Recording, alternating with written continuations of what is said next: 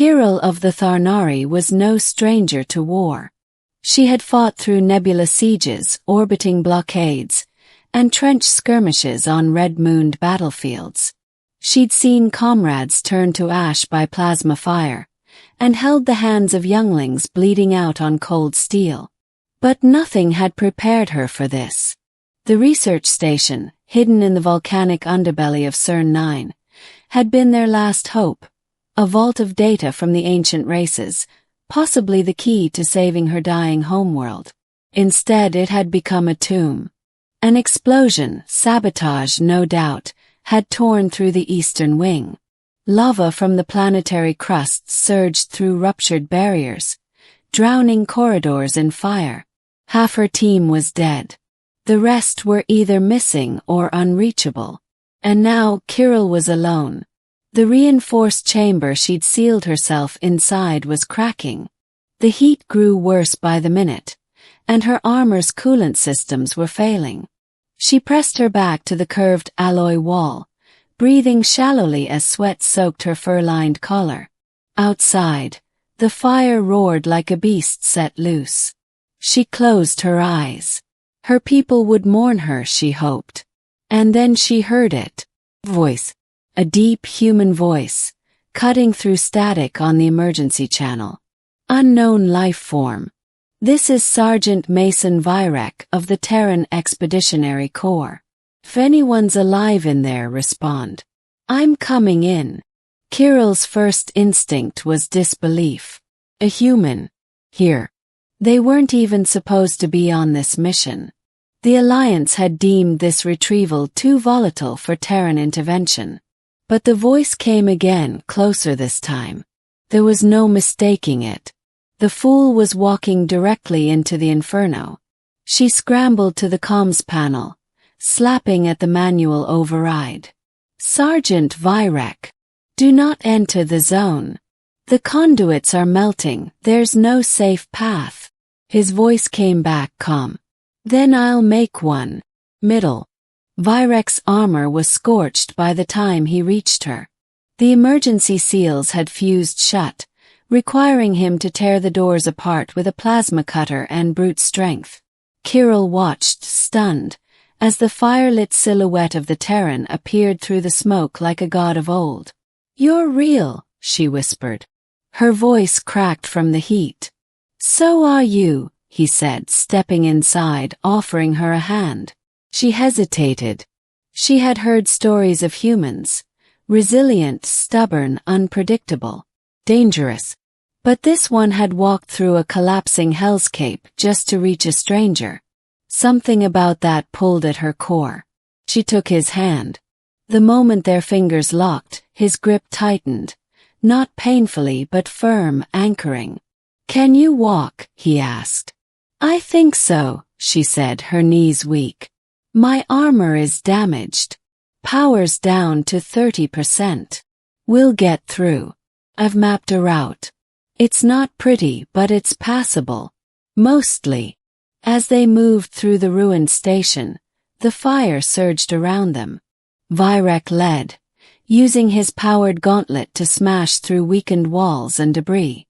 Once, he physically lifted Kirill over a collapsed beam, grunting as it seared through his armor's shoulder plating. She tried to stop him, but he just growled. You're lighter than I thought. Let's keep moving. They passed shattered labs, melted consoles, and walls glowing with residual heat.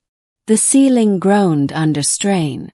Every second felt like they might be buried alive. Why? Kirill finally asked, panting as they reached a brief stretch of breathable air near a broken vent. Why did you come? The Alliance gave up on us. This station was labeled a total loss. Virek didn't stop moving. I heard the last distress ping. Knew there was still a life form here. Couldn't just let you die. You didn't even know who I was. Didn't have to. She blinked at him. The simplicity of his answer stunned her. But why risk your life? She pushed again. You humans. You're always charging in. You act like dying for a stranger is normal. He looked back at her then, eyes sharp beneath his visor. It's not about dying for someone. It's about making sure someone else doesn't die. That's the point. For a moment she forgot the fire. She forgot the war. She forgot everything but the burning in her chest. They pressed on. When a hallway caved in behind them, Vyrek threw her ahead and shielded her with his body, the blast knocking them forward in a tangled heap.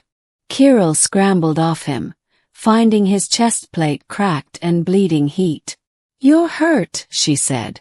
"I've had worse," he grunted, pushing to his feet. "Keep going." They reached a secondary elevator shaft, one of the last remaining escape routes not yet flooded by magma. Kirill worked the manual override, her hands shaking. "If this doesn't hold." "It will," Vyrek said behind her. "It has to." The lift creaked to life. They climbed in together, standing close as the shaft groaned around them. Kirill leaned heavily against him, her strength almost gone. She stared up at him, searching his face. "I don't even know you," she murmured. He gave her a tired smile. "I'm Mason." "Kirill," she replied.